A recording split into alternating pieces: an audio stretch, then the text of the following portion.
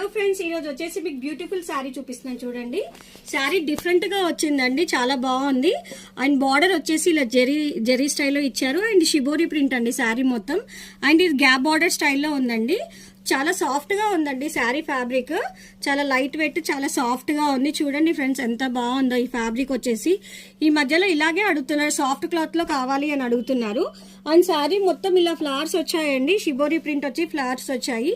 పళ్ళు కూడా చాలా బాగుందండి, చూడండి ఎంత బాగుందో. ఇలా వచ్చేసింది పళ్ళు.